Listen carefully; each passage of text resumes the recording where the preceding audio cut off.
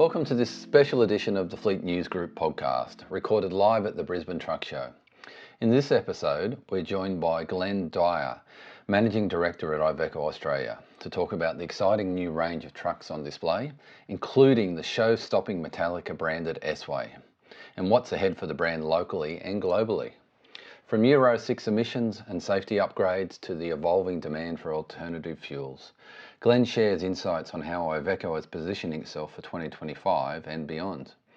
Whether you're into medium-duty innovations like the Euro Cargo or curious about the e-Daily electric van, this chat gives you a front row seat to all the talk and all the things that were happening at the Brisbane Truck Show. So we're here at the Brisbane Truck Show for the Fleet News Group podcast. We've got a great opportunity to talk to Glen Dyer from IVECO. Glen, welcome to the Fleet News Group podcast. Thank you. It's great to be here. So we started the morning early with the media tour, and you've Yes. got lots of great trucks on show, but the highlight was the unveiling of the Metallica truck. How exciting was that? Yeah, that was really exciting. I think for us, just having the opportunity to be branded and partner with Metallica was a huge honour for us, and to be able to unveil a truck here in their colours to mark that association has been great. So really excited, and there's been a huge amount of interest in the truck all day. So yeah, it's been really good. So, from Fleet News Group point of view, like we cover a lot of different asset classes. So I was actually looking past the Metallica truck to the e-Daily down the back. Have you had much interest in that on the stand? Yeah, it's pretty interesting actually. I think what we've really noticed, particularly over the last months, is that there's been less interest in those alternative fuels and more interest in the kind of new emission standards in terms of Euro 6. So it's kind of lost a little bit of focus, we feel, and it's been kind of quite evident on the stand today where there's been far more focus on those traditional Euro 6 vehicles with the better emissions rather than the electric vehicle. Yeah, that's really interesting. And has there been much of a change from, say, 2 years ago? Do you think that there's different questions being asked? Very much so. So 2 years ago when we introduced the e-Daily cab chassis onto the stand, there was huge interest. It was probably the most important product we had on the stand at that time, because I think at that time the focus on moving forward into electric was far greater. So yes, for sure, we've seen a difference in the last couple of years. Yeah, okay. So let's just run quickly through the products you got on the stand. I'll let you do it because I've been going since 6:30 a.m. My memory's not that good, but the S-Way's out there. What else have you got on the? Yeah. So we've got the Euro Cargo. So it's the new model Euro Cargo, fully up to date with all the latest and greatest emission standards from Europe, plus GSR, so that's the general safety regulations. It covers that, it's compliant for Europe, and new infotainment system. It's got telematics standard, so really back up to date, and improved fuel efficiency as well. So we see about a 4% improvement on fuel efficiency from the last model. So yeah, that's probably our highlight today, I think, being able to launch the medium duty truck. We've got a couple of dailies, the e-Daily, which is in the 42S variant, so 2 batteries, just to showcase really that we are in that space. We've also got the cab chassis 70C, so that one for us is a really important model. It's in terms of European cab chassis, it's kind of sits on its own with a 7.2 ton GVM and a huge payload, so we're excited about that product. The rest of our models on the stand are S-Ways. So we've got our IVECO dual control. I think it was July last year when it was launched back into the market, and it's been going really well since then. We're completely sold out, so that's perfect. And that used to be the waste truck of choice, isn't it? Yes, yeah. So, and we've seen with that waste industry, we took a lot of feedback from the last model to make sure that we can make it fit for purpose, fit for drivers, and the feedback on the new model has been really positive. So we're really pleased with the way that's going, and of course, ACO is synonymous with the Australian New Zealand market, and it's been around for so many years, and I think 90,000 have now been produced. So we're keen to keep up that legacy. We've also got a tipper. So the tipper is quite a unique spec. It comes with higher ground clearance, which just means that getting in and out of quarries and the like, it makes it much easier. We don't scrape the bottom of the truck. So we're keen to start to promote that. It's quite new for the range. And of course we have the two S-Ways, the prime movers, so the 460, which is doing well in metro areas, really proving itself, and the reliability is probably the key piece for us there, being very reliable. And of course the flagship 550, which is dressed up as a Metallica truck for the show here today. Yeah, it's really great. Like, I think the age profile of the audience in the truck show here are probably, they remember Metallica from their early days. So it's probably a great attraction, showpiece there. Yeah, there's been just a lot of buzz around that vehicle, lots of photos and lots of interest and lots of people wanting to buy it. So obviously we're really pleased about that. Yeah, wow. How many can you paint in that colour? Well, it depends how many want one, so yeah. We'll see. Yeah. So maybe if we can talk post-truck show, it sounds like it's been an exciting couple of years for IVECO. Yep. So what does the rest of 2025, 2026 look like for IVECO?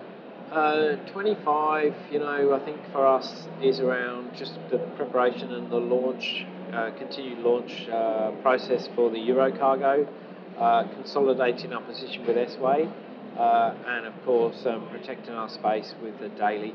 I think moving into 26, we're already seeing some really positive signs, so we're starting to build a really nice order bank, and I think that it's a testament to the new model range that we've got. So I think in terms of the rest of the year and going into next year, things are looking really good. We've got a high focus on customer, so very much part of the global strategy is the first part was to kind of get the product rolled out. Obviously, they took a decision in Europe to roll out a completely new product line all in one go, which was highly ambitious, but it's proved to be really successful. And now we focus on our customers, because the key in the industry is you've got to keep your customers moving. You need to be able to make sure your trucks are reliable, but then it's mechanical, it's going to break down at some point, and you've got to be able to ensure that you've got the support there to keep people on the road. Yeah. So having a whole new range, there's going to be people looking at the brand in Australia that probably haven't considered it or looked at it before. Yes. So can you give the audience a bit of an insight, to the European market, because IVECO is quite big over there? Yes, we often take groups to Europe, and the first thing that they always say and note is just how many IVECO trucks are running around on the streets in Europe.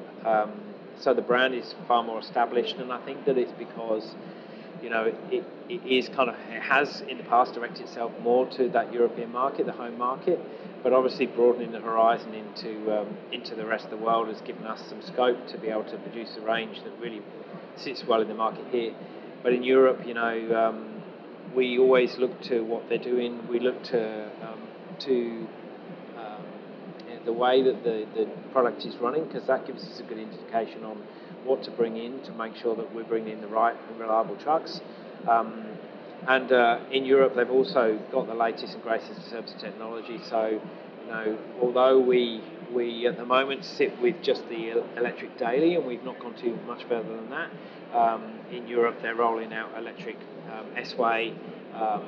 We've got some hydrogen fuel cell vehicles running in partnership with BMW, and we're actually market leaders in CNG. So on the heavy side, we've got a 45% market share for CNG vehicles. So certainly we look towards the market there, but to provide us with confidence in what we're going to bring into the market here.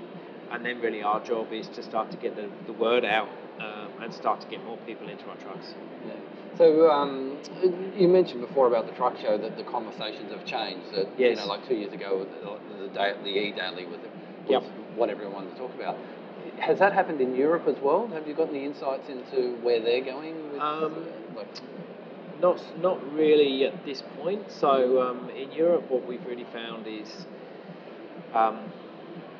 the push from government and the really forced the industry into the cleaner energy and I suppose really pushed into electric and fuel cell and trying to get that right. So a hive of activity in that space. I think people are looking at it because obviously there is a cost associated. So uh, although running costs are lower, the cost of the capital is higher.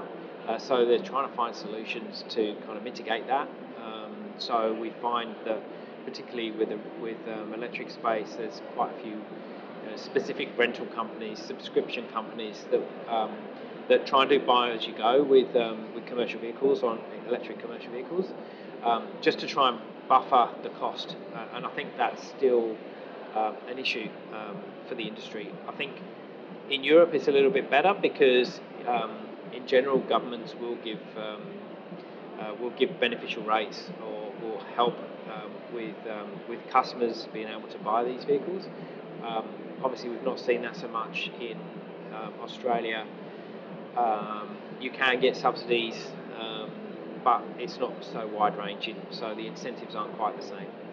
I think it was really interesting hearing you talk about CNG and other alternative fuels, because it sounds like electric isn't the only option to reduce emissions, and it seems like IVECO is playing with all the different technologies. Yes. It's for Australian fleets, they sometimes feel like there's going to be one solution, but it sounds like everyone will be using lots of different options over the next decade, would you say? Yeah, I agree. I think it's really hard to know what will be or if there will be just one magic solution. And I think that we're still in that stage where, for the likes of IVECO, we take a bit of a multifaceted view on alternative fuels because we really don't know which way it's going to go. And I think that in terms of that kind of metro space, electric is suited. But once you start to get out onto the highway, unless something can really be done in terms of charging, then people are looking more to other options. And obviously, fuel cell is one way. However, it's really expensive at this point. Obviously, that will reduce dependent on critical mass. But CNG is a good option. The one issue with CNG at the moment is we probably don't have the infrastructure that we need. So there needs to be further thought and development on how that can be obtained. Yeah, excellent. Well, thank you very much for being a special guest on our truck show, Brisbane Truck Show edition of the podcast. It's great to hear about the IVECO range and learn a bit from Europe and what's happening over there. So, thank you very much for making the time. Okay, thank you. That was Glen Dyer from IVECO Australia, giving us a behind-the-scenes look at the brand strategy and new products making wave at the 2025 Brisbane Truck Show. From keeping the legacy of the ACO alive to exploring electric, CNG and hydrogen fuel cell technologies. It's clear IVECO is thinking beyond just today's challenges. Thanks for tuning into this special episode of the Fleet News Group podcast. We'll catch you next time with more insights from people moving the transport industry forward. And don't forget to like, subscribe and tell your friends. And you can check out news every day on our websites, Fleet EV News, Fleet HV News and Fleet Auto News. And also our new magazine, All Things Fleet. It's available quarterly. You can find it at Qantas Club lounges when you're travelling for business or pleasure, or you can download a copy from our website. Thanks for listening.